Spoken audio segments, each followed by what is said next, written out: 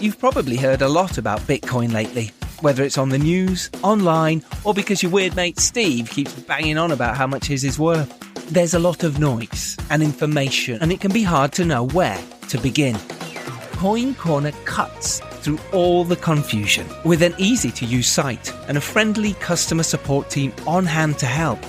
Coin Corner is a quick and easy way to buy Bitcoin in the UK. Visit coincorner.com and enter code FILMBTC at sign up for some free sats or small amounts of Bitcoin to get you started.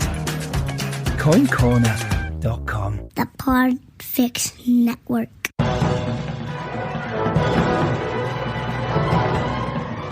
Hello and welcome to episode 221 of the Filmmakers Podcast. This is a podcast where we talk filmmaking, from indie film to studio films and everything in between. How to get them made, how to make them, and how to try to F it up, in our very, very humble opinion. Today, I am delighted to tell you we are joined, that is myself and co-host Ian Sharp, the fantastic producer. We are joined by the equally wonderful producer, the delightful Helen Simmons. Now, Helen Simmons has produced 4 feature films, including Say Your Prayers, which is out now, A Chubby Funny, The Uncertain Kingdom, and Clock and Luda, which is now in post-production. She also runs Rules of Life podcast. It's a fantastic podcast. Do go listen. And she produced and wrote the short film Fuck. Yeah, that's right. Fuck. Starring Brett Goldstein. It is brilliant. Seek it out if you can. Link might be in the show notes. She was the Screen International Star of Tomorrow in 2018, and she runs Erebus Pictures with Stephanie Aspin. She also created the Producers Round Table. A link to that will be in the show notes as well. It really is worth checking out the Producers Round Table. We talk about it in the pod as well, but it's a wonderful resource and a place where producers can get help and advice. And the wonderful Helen Simmons set that up. It's an absolute joy of an episode for you today because we dive deep into how Helen got her start. What was her route into filmmaking? Well, actually, she was an intern for the Weinsteins.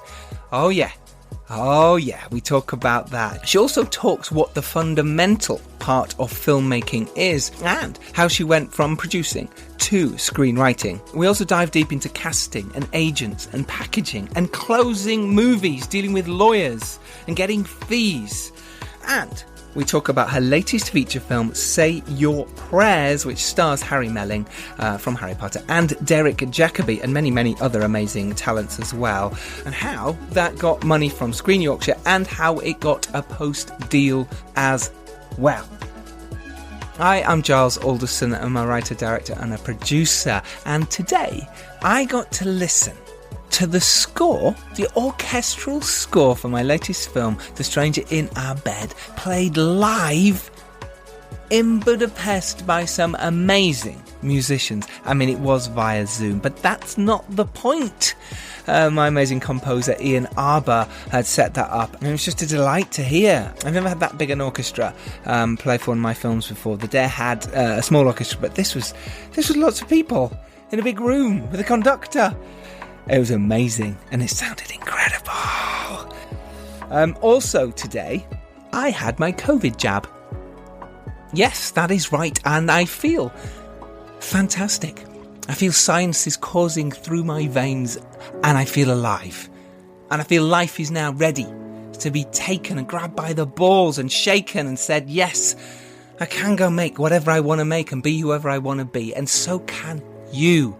If you get a chance to have your jab, please do. They say you're supposed to feel like shit. I haven't yet. It's been 10 hours. So it's 10 o'clock now. I've still got to edit the podcast. So they said by 12. So 2 hours time, I'll still be editing the podcast, I imagine. Certainly putting it up for you lovely people.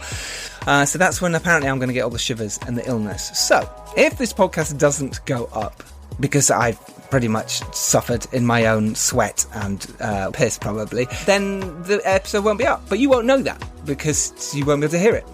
But if it has gone up, you'll know I'm okay. I survived. I got through it. And I need to get through it because I'm 4 weeks away from shooting my next feature. 4 weeks.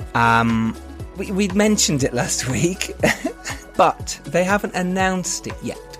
So I can't announce it yet. But as soon as they do, I will.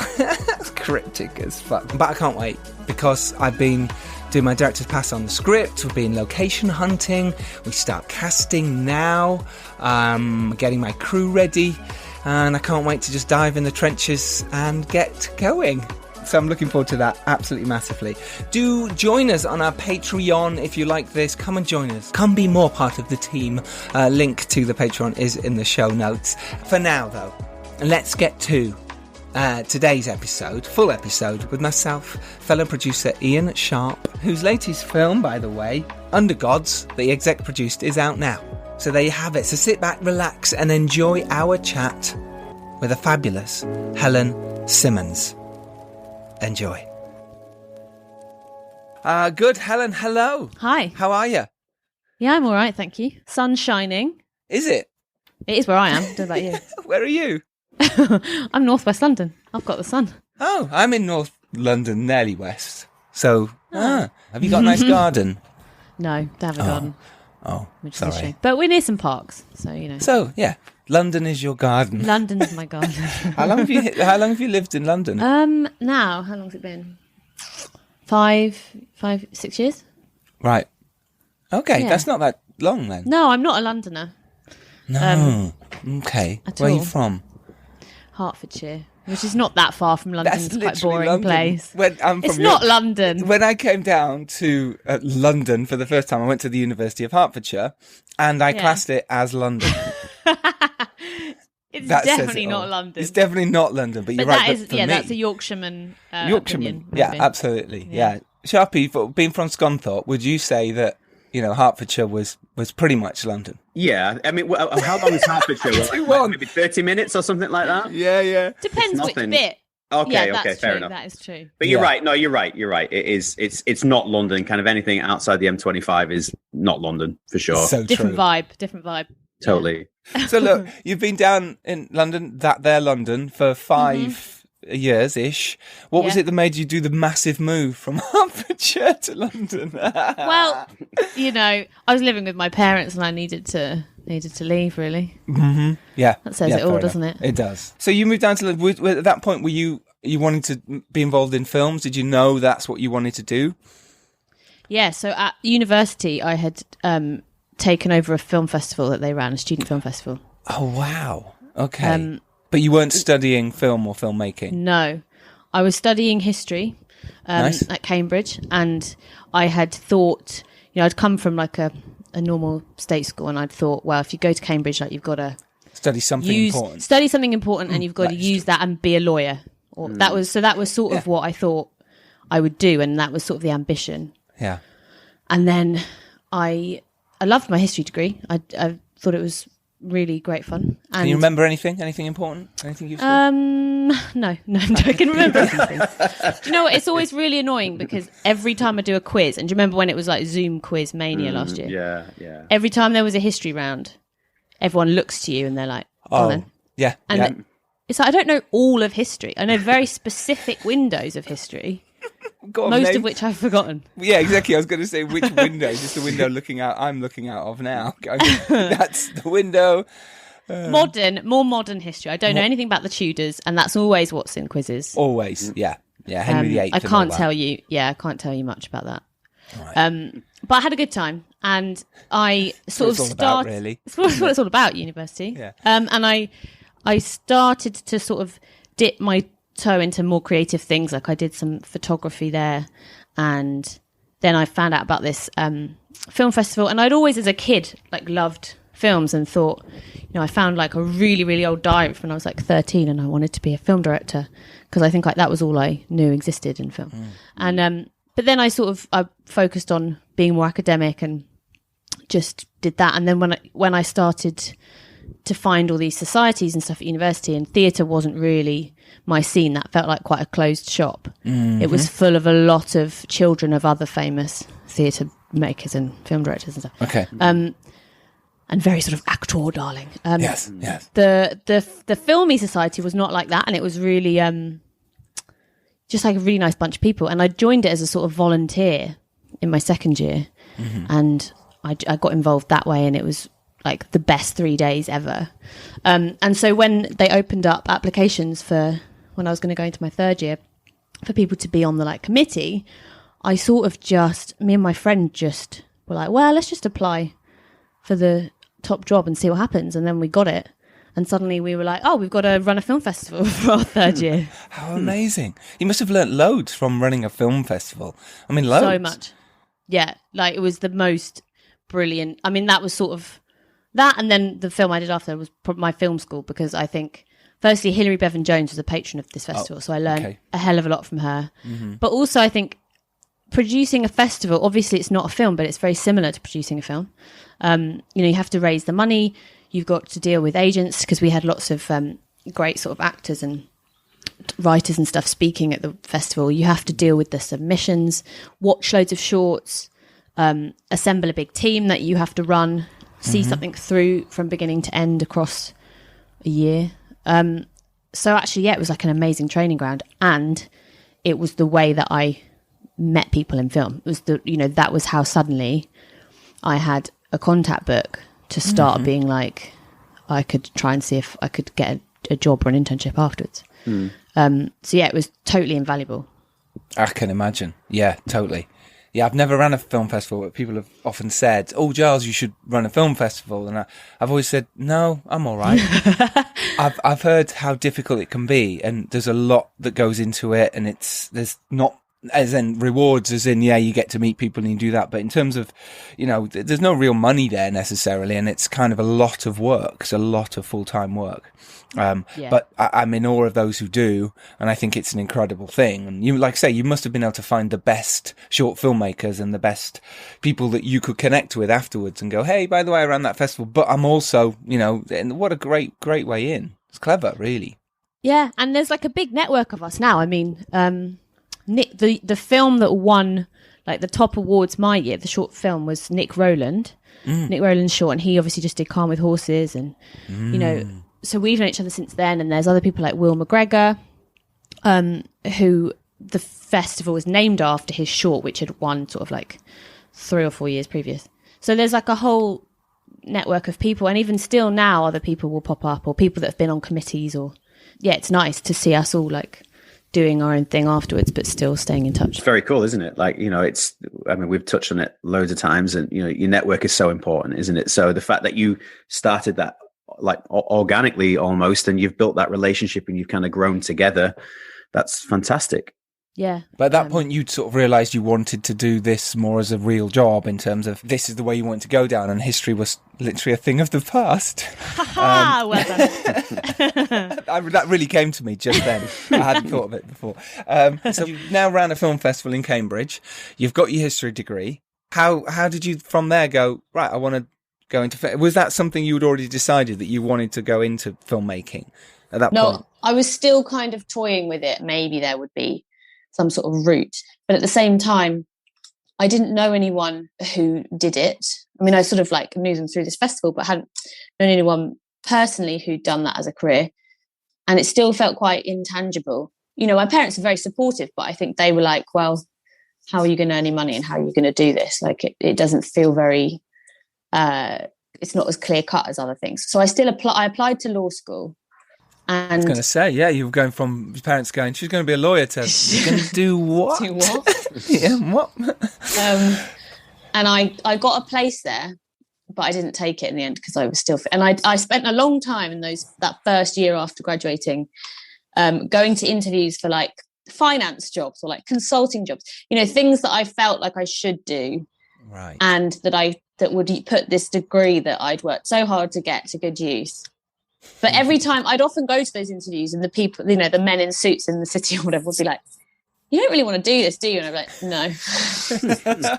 They probably wanted you more because of that. Yeah. Yeah. So I did that. And then I also, because I was living at home, my parents were sort of supporting me there, living there. I could do a couple of unpaid internships in London, and I was starting also to do tutoring history for people, because there's a market in London full of really rich parents who want their kids to go to posh schools, who will take Oxbridge grads and get them to tutor their kids. So yes. And you can make quite good money doing that. So I was like, okay, I'll do that and try and do the film stuff too. And I did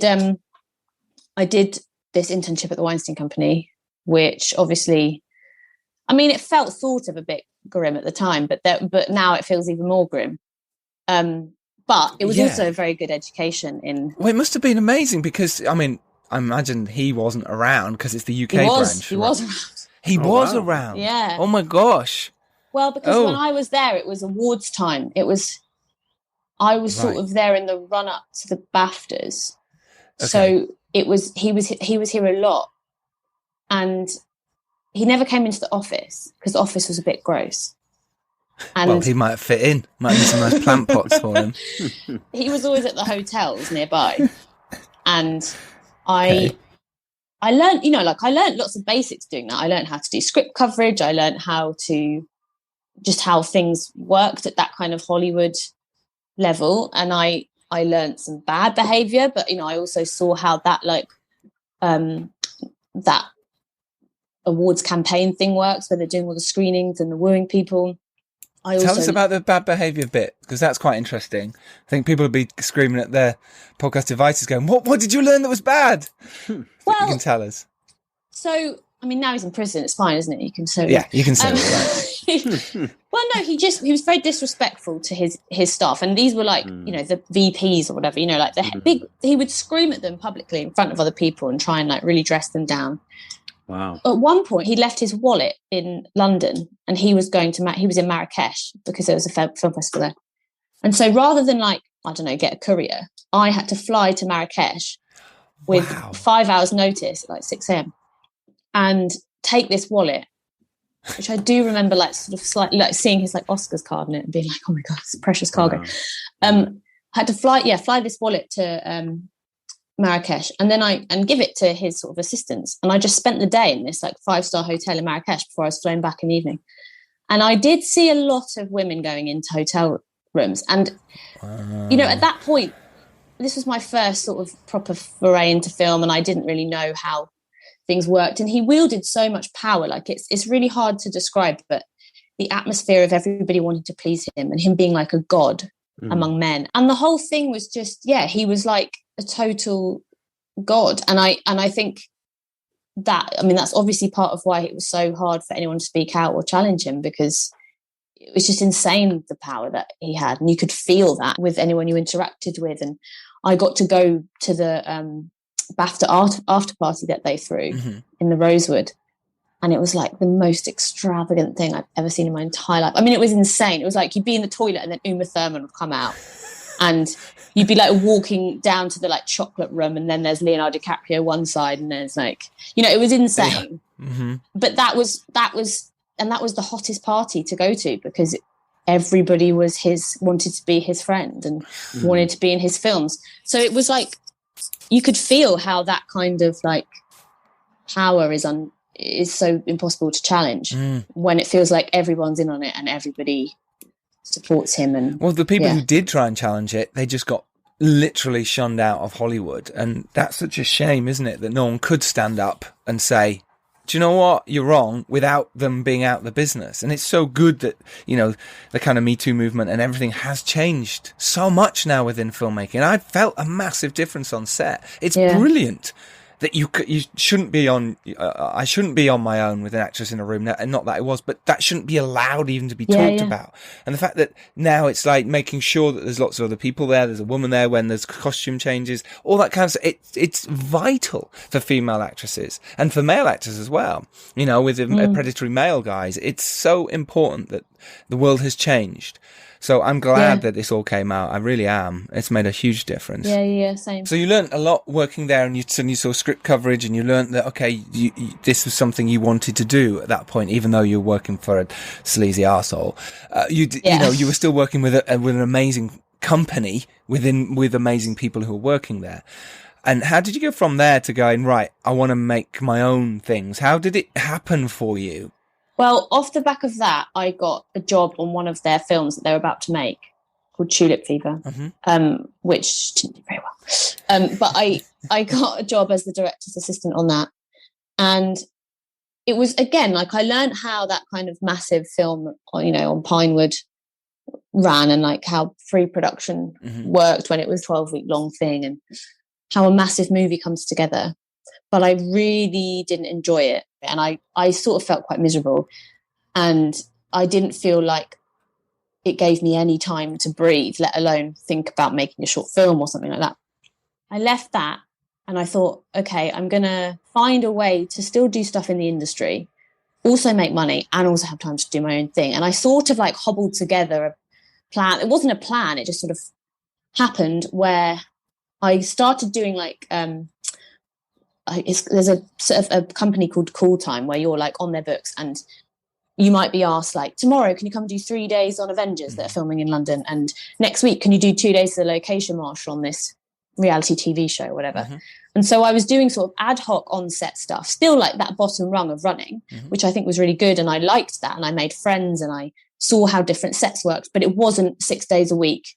So what's really interesting is like, is that massive jump, that transition, because it is just an absolute complete different beast, isn't it? Going from some shorts to suddenly you're in charge of, even on a super low budget, there's at least 20, 30 people on set. I mean, that I know what made me get into it. It was through necessity, being an actor, wanting to actually just work. But for yourself, who you're trying to discover your career as you go along, that would be really interested to hear that. Yeah, well, and I really didn't know. And I think I was obsessively like Googling the careers of people that I admired, and I was like, what did they do? And I think the thing was, nobody had the same path. Like, they were so different. And now you look at that, you look at your peers and you look at people ahead of you, and you're like, well, actually, people tend to end up, if they're doing, well, I suppose, but they tend to end up in the same kind of place at the same age, regardless of how they started or how they got there. And I looked at it, and I still look at it to this day, like more on a granular level of what makes me happy every day. What way of living makes me happy? And there is no point. You're not going to be your best self if you're sat in an office where you're not happy. You're actually going to be like a horrible version of yourself, and then you're probably not going to get hired again on something else. And, you're just going to sit there resentful that you're not doing the thing that you love. I think some people thrive with stability and some people thrive in instability. And I think I'm the latter. And I would much rather be stressed about what I'm going to be doing next week than knowing what I'm going to be doing for the next year. Like I don't get a buzz from that. I agree with that. I totally agree with that. I'm exactly the same. Yeah. And I think that's what you have to ask. That's when people say, what shall I do? I'm always like, you've got to get to know yourself and ask yourself, what's going to make me happy? And if it's going to make you happier, knowing that you're going to be in this company and you have your set routine and you do your thing and you'll get to your personal projects later, do that. If it's going to make you a miserable person, don't do it. And it's better to make money doing something else, anything else. But retain that sense of passion and enjoyment for the thing, because otherwise I think it's just it's toxic, isn't it? It's great advice. It's true, because you start resenting the thing that you actually wanted to do in the first place, because you're seeing it from the angle you don't want to see it at. Whereas you're right, if you're working in a bar, let's say, but yet you still got your passion to go make films, well, you're now going to probably go make films. You're working at a company where you don't want to, you lose all the passion for it. You won't want to go home at night and work on your own film. Yeah, it just becomes stale, doesn't it? I mean, you see that, unfortunately, with like, when you go to festivals or markets or whatever, and you meet execs that have been at a company for a few years, and they sometimes have to make a point saying, oh, I am a creative. I'm like, don't worry. Exactly. Like, I wasn't questioning your talent or whatever, but like, you can see, I've noticed over the years, people do get a bit, I don't know, they lose a bit of love for what kind of brought us into this space in the first place. They're lovely, they've got a nice house or whatever, but at the same time, is it worth that? And maybe it is, and that's absolutely fine, by the way. But if it's not, and it's really chewing you up, then maybe you do have to take a bit more risk. Yeah, Yeah. Yeah. And I always thought, kind of ironic, because then only a year later did I get pregnant by accident. But I always thought at that point, I was like, well, it's better to just take that chance now when I don't have a mortgage and I don't have a family, and like I can take a risk. Yes. And if it all goes wrong, like I'm lucky enough that worst case I can move to Hertfordshire, which is not far from London, as we've established, and live with my parents. Sorry. And that's my fallback, and then maybe I'd become a lawyer then. So like I was always like, I'd rather give the actual thing that I want to try, which is producing, a go, like a proper go. And if it doesn't work out, I'm still young enough to take a different direction. Yes, and that's great, and that's great. And I suppose that's why you were passionate to go, let's do Chubby Funny, when Harry Michelle sort of said, look, this is, how did that come about? How did you then go, cool, I'm going to take the reins and I'm going to make this and I'm going to get it done? How did you do that?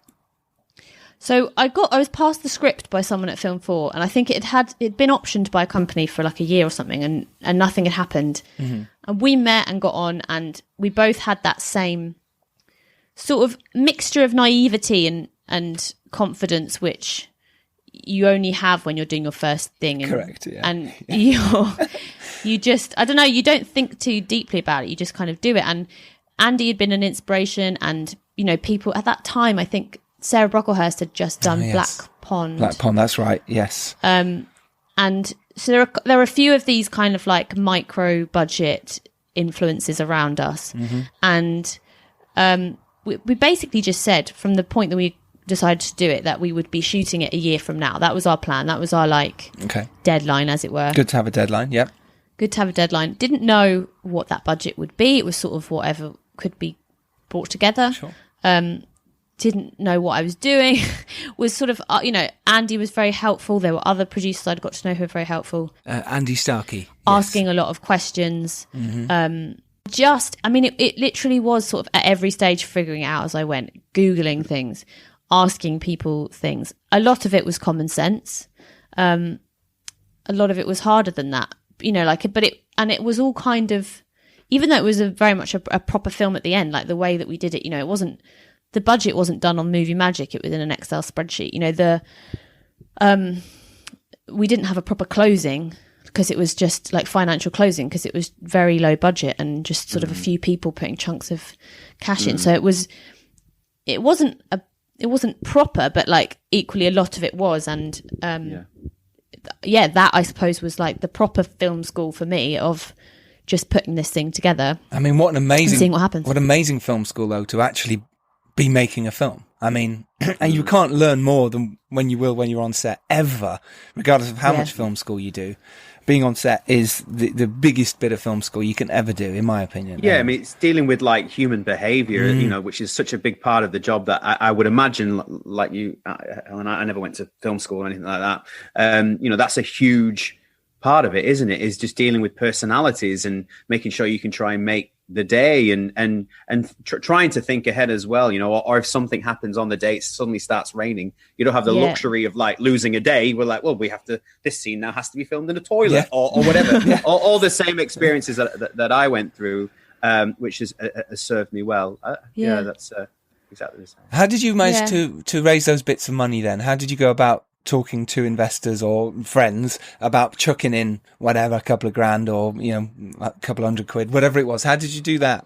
Can you remember? Well, we tried the kind of more professional routes, and everyone was like, no. And I was like, fair enough. By that you mean like the BFI or specific? Yeah, I think we went to BFI. We went to other companies like sales agents and things, and everyone was like obviously not. Like, why would we give you money? And I was like, fine, sure.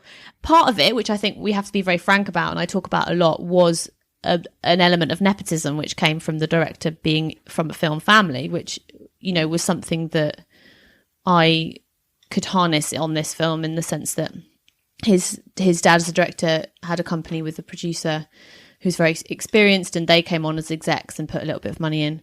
The other money I raised through basically someone that I'd worked with before at Weinstein Company wanted to come on as a co-producer, and her husband had worked in like finance and Goldman Sachs or whatever, and had lots of money, and he put some in so that she could be part of it. And then there was some money from a friend of a friend who now like made money through online. I don't even know what it's called. It's like legal sort of gambling, but it's like financial or mathsy.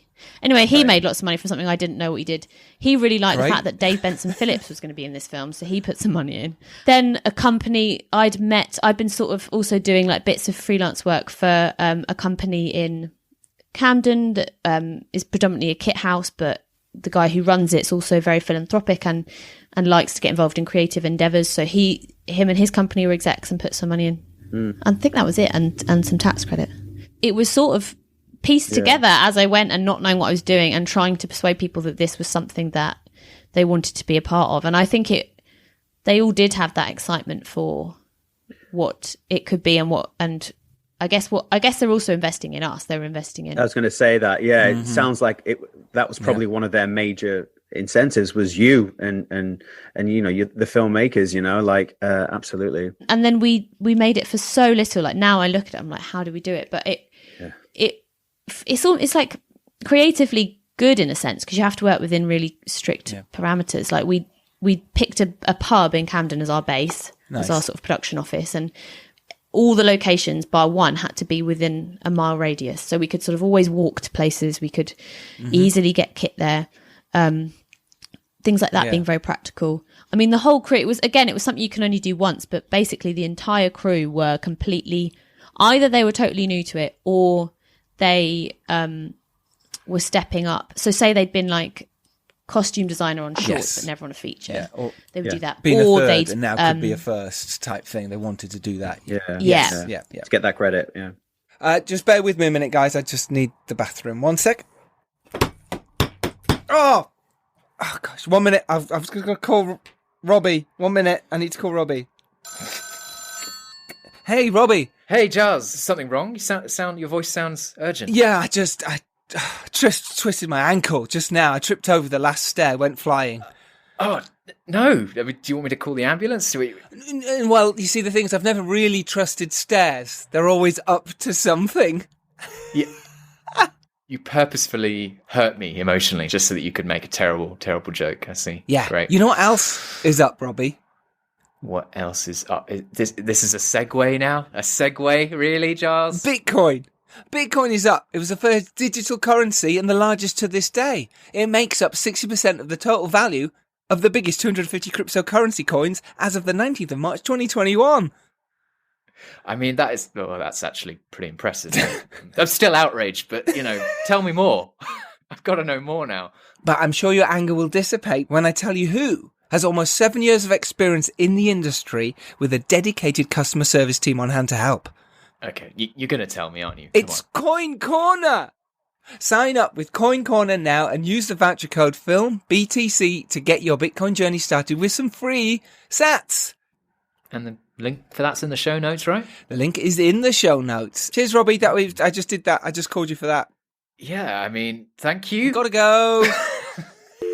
Hey, guys, sorry about that. Where were we? That was the only way we could do it because then we were all making it for nothing except expenses and food, but we all had everybody had a part of the back end of the film, and it was a conversation that we all had to have before of like, okay, how are we going to be able to take these 3 weeks to do this film, and planning around everyone's lives and finances, and then it being an opportunity to make someone's career. And actually it has. I mean, like, we look at the costume designer, the sound recordist, these people, like, they've not stopped working since, and that was their first credit on a feature. And amazing. So it really did.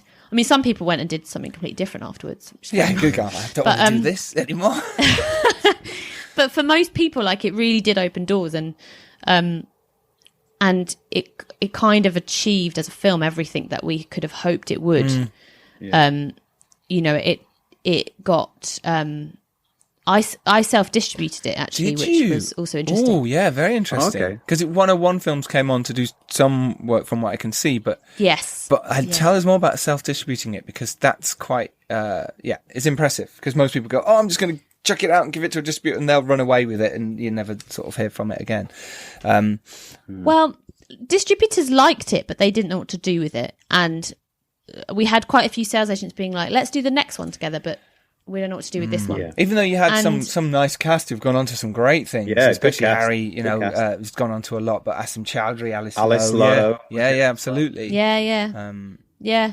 But even still, you know, it was a very small, and also comedy. People don't know what to do with comedy in this country. It's really hard. And so, you know, we tried that, and I kind of screwed up the festival plan a bit because I didn't know what I was doing there either. So we didn't save our like world premiere for a big place. Not that they would have taken us, but we didn't get the chance to find out. Again, I think there's just like something about the naivety of it, where the first time you're doing something, you're just like, oh, I'll just give it a go. And it, in a way, it wasn't as hard as I thought it might have been. Like, I worked with a cinema booker, and we split any money made at cinemas between us. So 50-50, yeah? Did you get that? 50-50. Great, good deal. Yeah, perfect. And so he booked all the cinemas. I was in charge of getting the DCPs to the right place at the right time. I was in charge of I got some help from a really wonderful publicist called Zoe Flower, but I sort of reached out to everyone to try and get reviews. I remember seeing it everywhere when it came out. I saw all the press releases. It was so positive. It just suddenly came out of nowhere. I do remember. And we were shocked because like I had no idea. You know, like I'd sent it to Peter Bradshaw. I had no idea whether he didn't reply and say, I'm going to review this. You're just like, well, let's see. And then suddenly a review comes out and you're like, wow. Yeah. Same with like the Guardian's pick of the week things. Like we had no idea that any of that would happen. So it just sort of gained a bit of buzz. And then the way that the screenings worked, we sort of started in London, Picture House. And then through word of mouth and through the reviews via Twitter, someone in Manchester would be like, when's it coming here? Or someone in wherever would say. And so then we would like talk to Home Cinema or whatever and be like, can we program it there? And it sort of, I think across 3 months, it kind of was like a rolling, because we didn't have that many DCPs. It would sort of travel around the country to different cinemas and do like a week in one place and then go somewhere else. And so, yeah, quite a few people saw it in the end. And then that's when we got 101 came on to do all of the streamers and online. And yes, that's brilliant. That's so inspiring. And so many other filmmakers would go, well, I don't know what to do. And the fact that you went, I'm going to call up the cinemas. I'm going to speak to Peter Bradshaw, whoever, you know, and that's why Chubby Funny, myself and Ian had heard about it because you'd put the work in and done it. Did you have, now this is always interesting when you're doing a budget for a movie like this, had you saved some money for making your DCPs or marketing? You're shaking your head right now.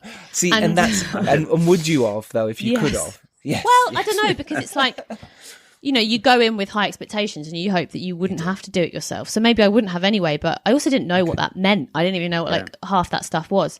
Yeah. And so we did the deliverables. Like, what is deliverables. Hey, till you've done it. Even now, every time I get into post, I forget what everything is.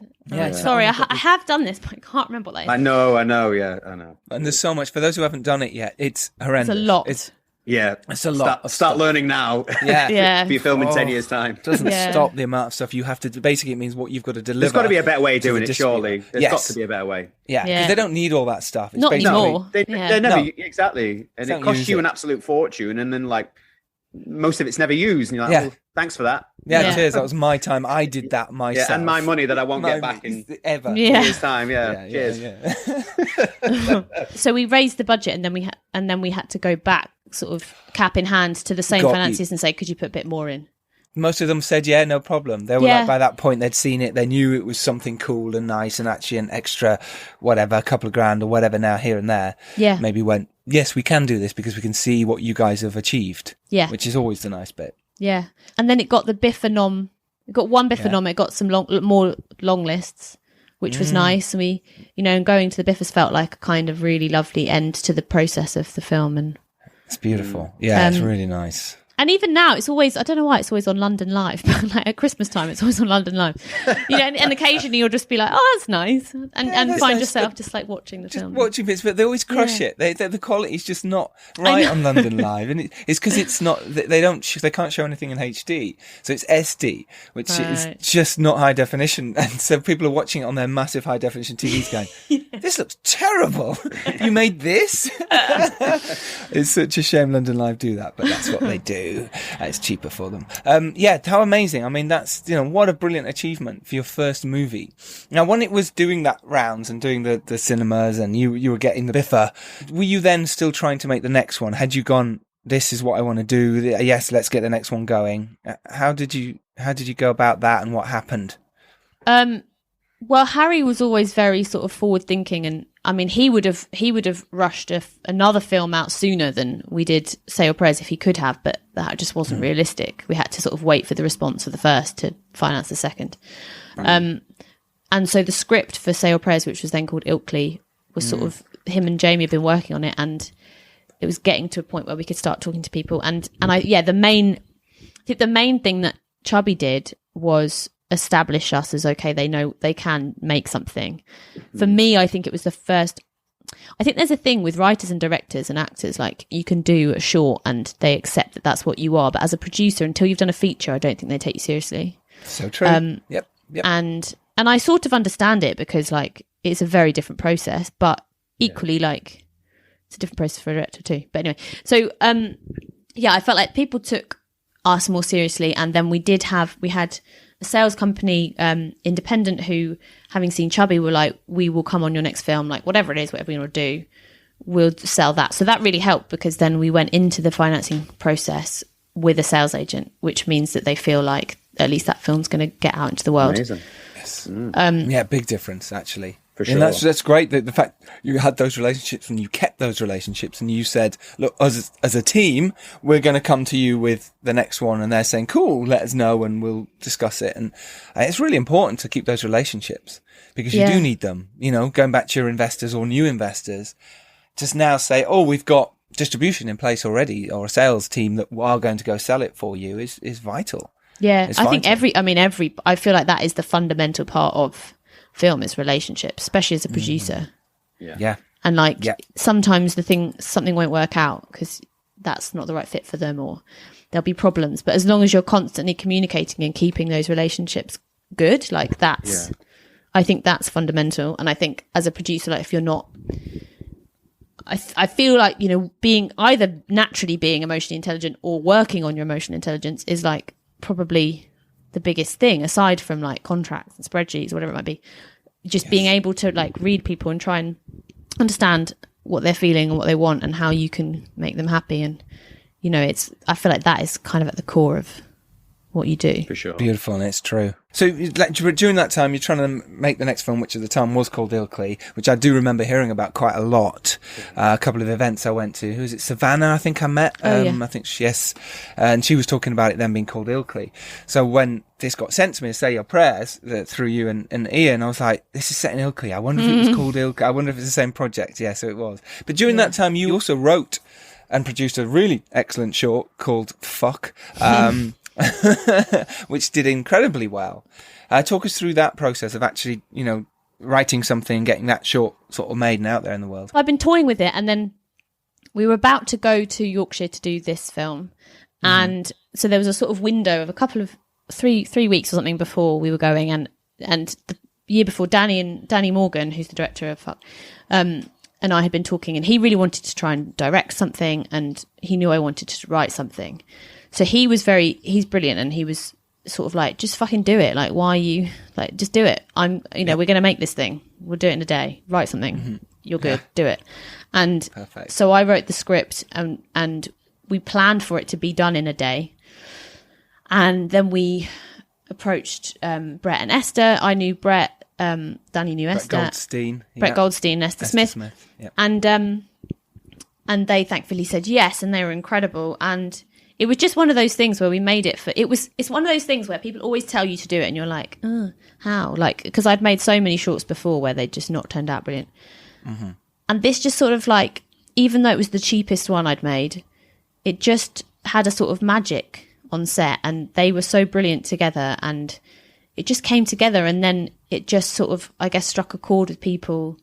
And it went to quite a lot of festivals. It went to like Reading and Leeds in their film tent. We went quite a few fun places with it.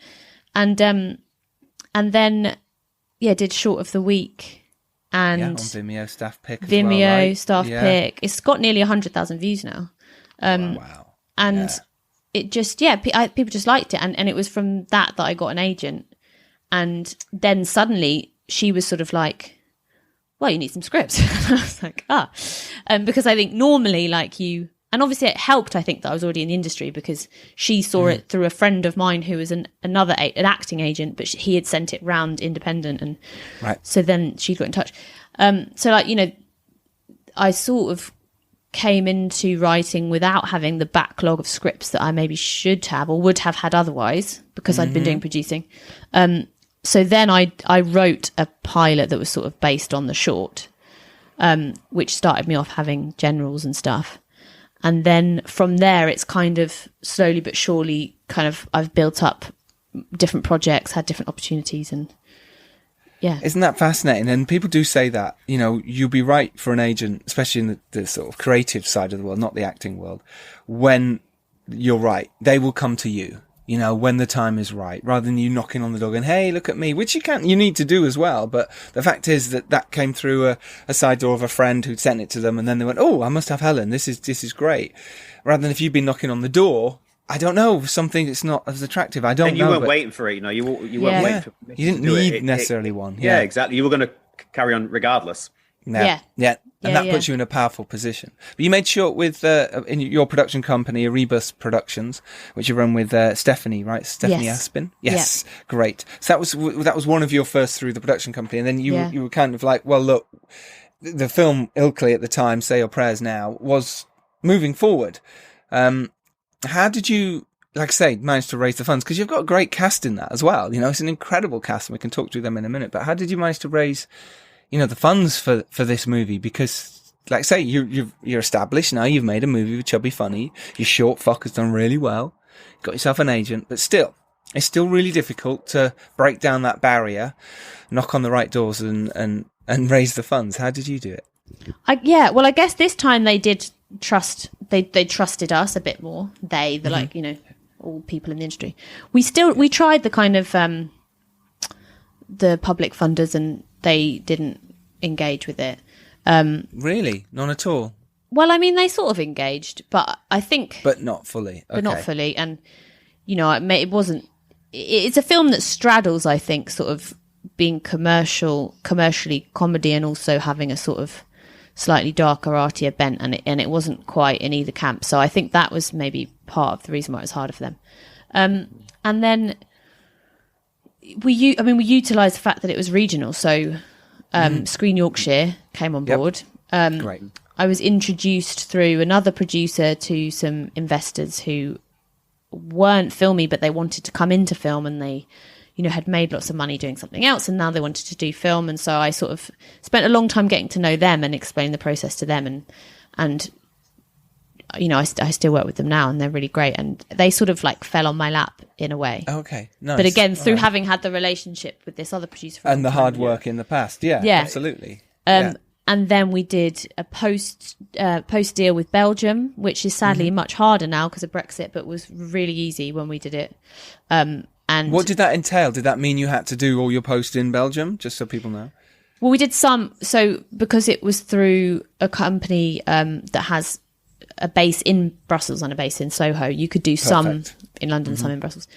So that was really good. And they were lovely to work with, and I would love to work with them again if it's doable now. And name them, please, so people know this great company. U Media, they're brilliant. I mean, they make tons of films. Like they've made amazing stuff, and they're just like, they're a joy to work with, really. And then other, you know, like we had a music deal, we had some bits of equity that was a lot of more of the same of Chubby, of like knocking on random people's doors as much as I could. And yeah, so we sort of cobbled it together with, I think in the end we had like 9 or 10 finance. I mean, it was like the closing was hellish. Yes, that's the problem, isn't it? Because closing can be really difficult. Things can fall down. You have to, and Sharpie knows all about this, is you've got to please your investors. You've got to please your actors when they're coming out. You've got to please your, like say, funding bodies and wherever you're piecing your money from. They've all got to be happy with the deal that's on the table. Yeah. Was there anything you learnt from that? Number one, I learned never produce by myself again. It's too much. It's too much, yeah. Well, because it's interesting, because the 3 features I've done, the first one, we didn't really have a closing, so I didn't really know what was going on. The second one was horrific, and I think we were still closing like into the second week of the shoot. Like it was just dragging on. There were so many financiers. so many lead actors. There was like 7 sort of mainish cast that we had to do deals for. A budget that was too tight, you know, like there was just so much that I was doing by myself that it was just, and it's not even like the workload. It's the emotional burden of like, oh my God, I've just had that difficult conversation. Now I've got to go and have that difficult conversation. I just don't have the bandwidth. And like, you know, am I in the right here? I don't know, because I've not got anybody to bounce that off. So I definitely came away from that being like, I'm not gonna produce by myself again. And then the film that we just did, the closing was super easy. And I was like, what is going on? So like, you know, it depends on the project. Do you think as well, it makes obviously such a difference having really good lawyers that can help you through that process? And because there's so many contracts and paperwork that when I first did that closing experience, I didn't have a clue what any of it was, because my first few movies, I just either put some money in myself or I managed to find some investors too. So having a lawyer, you know, I had a really good lawyer on Say a Press, but there was just so many people and so many of their lawyers and so many agents, and like very overwhelming. Yeah, I think it was just, there were so many different opinions, and also, you know, it was there was the sort of Belgian co-pro element, and all of it at that point was new to me. Every bit of that paperwork was new, you know. So at least now, like the last one was simple because the finance was a bit more simple too, but at least I knew what all those documents were. When any of those, like that long list of documents was mentioned, I was like, okay, I know what that is. And it wasn't so overwhelming as like, I've got to not only familiarize myself with this totally new thing, but I've also then got to like know what I'm arguing for and know where the limit is and where you can actually make this, because you don't want to get to that point where you go agree to everyone's sort of almost terms in a way, and then you go back to looking at it and you go, oh, we can't now close this because it doesn't make sense. It's really difficult. It's very hard. I mean, look, we've financed quite a lot of movies over the last few years, and to be honest, I'm still not fully like brilliant at that stuff. Like my business partner Emma really is in charge of all that stuff, and her previous experience at Headgear as well. It's a big deal having that experience, and I couldn't do it by myself, even though we work together. Like I need Emma very much to help me through that process. And another thing about Sharp House was we very much, if we were working with maybe newer first time producers or, you know, directors, whatever, we want them to learn through that process so they can go through it again and again, and then you can pass that experience. That was really important for me and Emma and Rebecca when we set up the company. That's really good, because no one teaches you. No one teaches you. I don't have a clue. It doesn't come anywhere. Most people might get this from this podcast. This little bit we've talked about, but actually it's the same as making it's a such film. a massive part of making a movie. Yeah. Like, which, again, all these, you're right. And again, I very much was like, I don't know if I can go through that again without having experience. So we very much want people to go along that journey with us. So then, we can kind of share. I really want to talk about the producers roundtable, which we've not talked about, but Helen is someone that really does go above and beyond to really help people, even though, you know, like you don't mind me saying, you've had to learn on the job as well. And you're still learning like we all are, but you are very much someone that is so giving, which I don't know if that's recognized enough. So I just wanted to touch on that. Yeah. So it sort of started organically, because myself, Sophie Reynolds and Lauren Dunn were all moaning to each other as we do as producers, and just feeling a little bit crap and undervalued because our fees were constantly being argued away, or we were being persuaded to have them as deferrals, or, you know, the percentage of the budget that was our fee was going down, despite the amount of work consistently being a lot and more than anybody else on the project. And so we sort of started to reach out to other producers and realized that everyone was feeling the same. And, you know, we have a tendency, I think, sometimes to just like moan a lot to each other, but then we're too busy to do anything about it, or we don't know what to do about it. No, that's it. There is nothing you can do but moan and go, I wish it was better. But you went, actually, we can. Right? He said, let's club together. Yeah, and we didn't really know what the plan was going to be at first. And we did some of these meetups where lots of people came along. And the first one was a moan sesh. And we realised that, which was good, that everyone was kind of on the same page and having the same problems.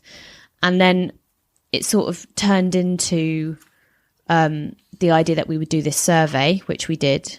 which was to just get stats on actually what are people earning and what hours they're doing and how they're feeling about their career and the industry and how supported they are and all of that.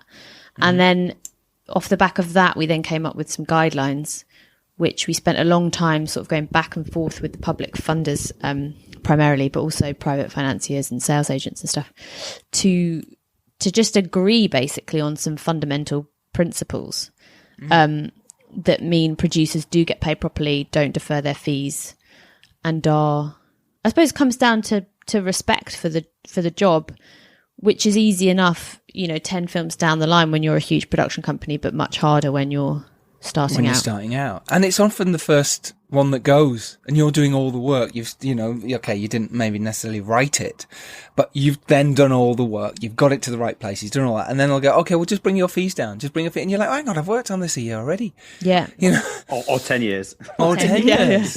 Yeah, a year if you're lucky. Yeah, and you're getting nothing, and then as everyone says, oh, you can get back end, and we all know in indie filmmaking it's very difficult to get back end. It's just really difficult. There's a lot of things that need to go your way to get back end.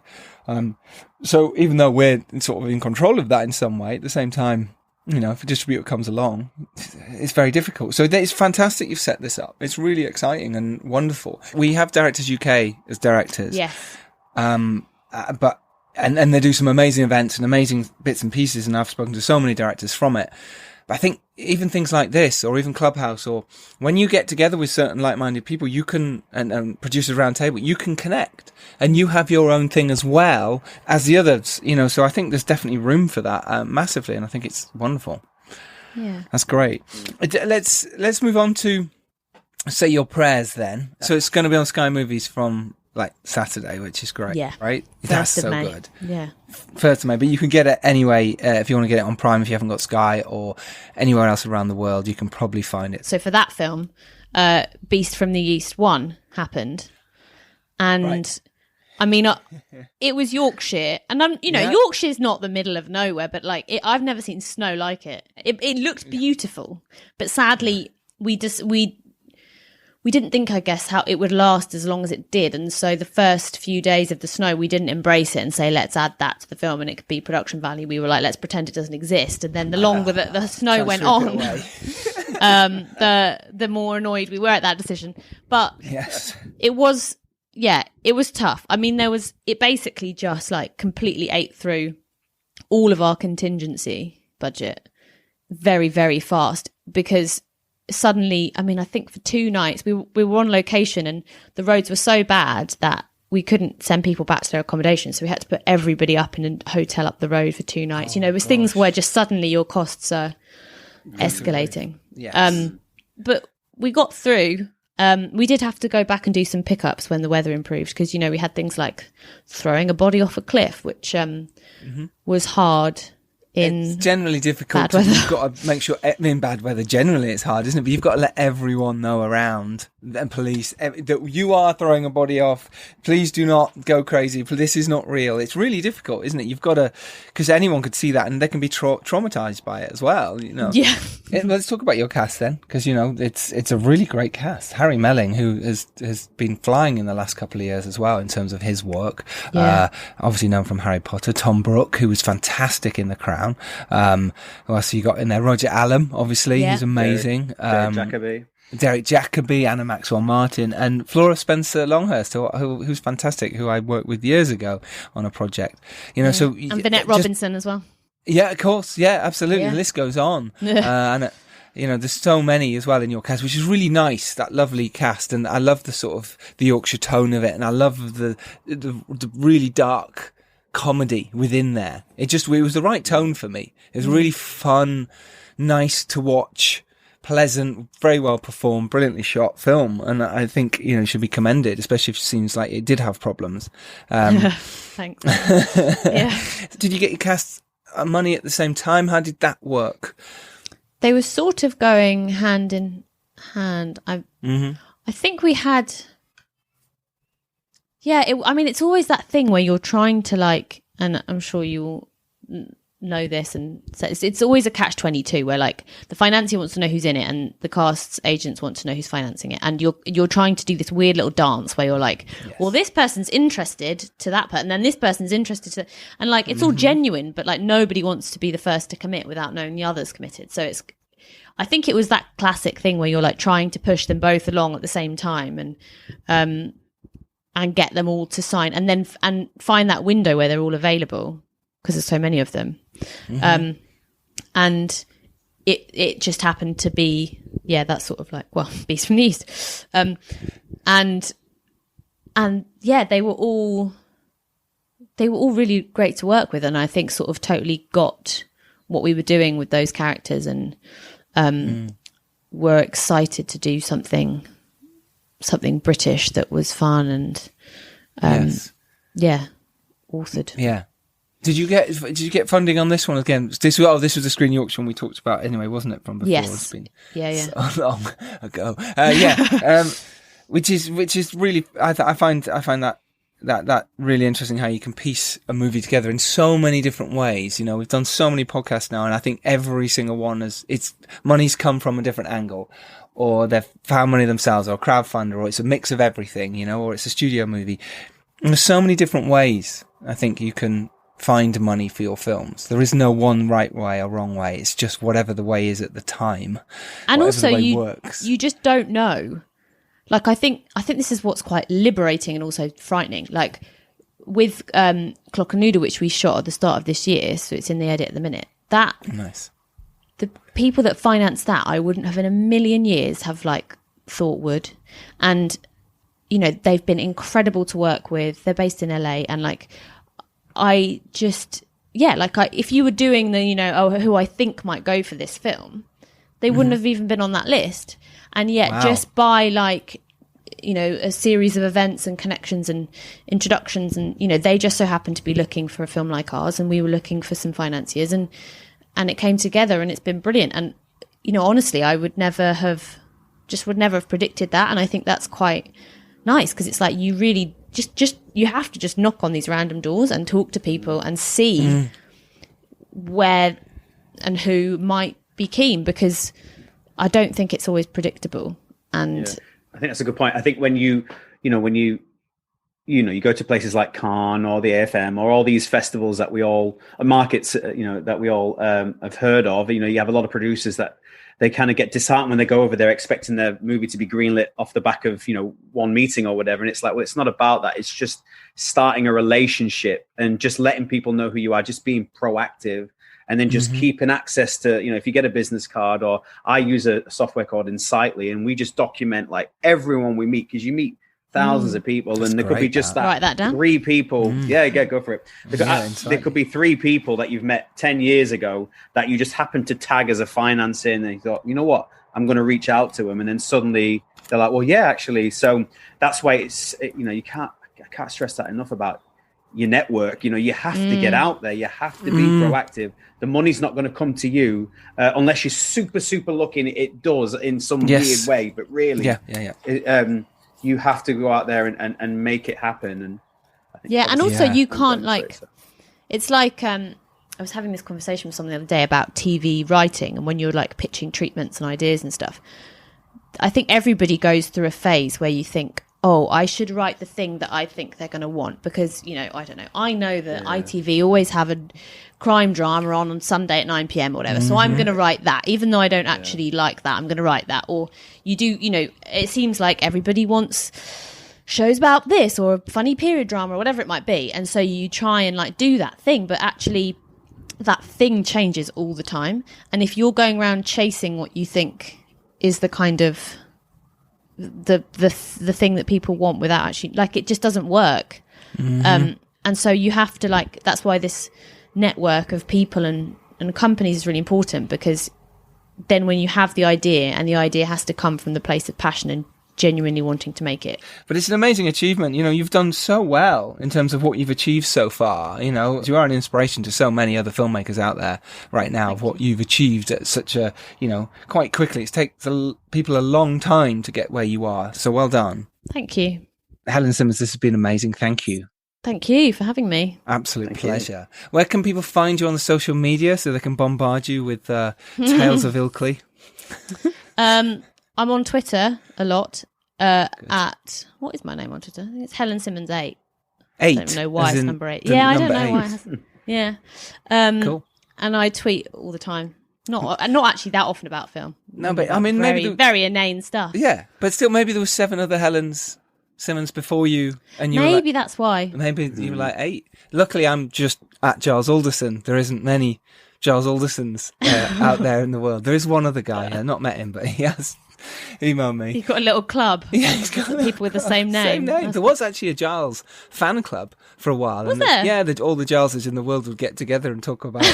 I don't know why your name was Giles. Being called Giles. Yeah, I mean, well, yeah, because what else are you going to talk about? It's a weird experience being called Giles. It is. It's odd. You have to constantly correct Americans who can't pronounce it. Ian, where can people find you? Yeah, same. So what my Twitter account? Is that what? Yeah, I'm at Giles Alderson. No, I'm actually Helen Simmons 9. 9. You should have been 1, 2, 3, 4, 5, 6, 7. Yeah. Yeah. I think I'm Ian Sharp 1. I think you were the first. There is a film director. To be fair, I think he worked on like a James Bond movie or something. Wow. Like guy called Ian Sharp. It's funny because I think on like Wikipedia or whatever, it's like Ian Sharp and there's a picture of me.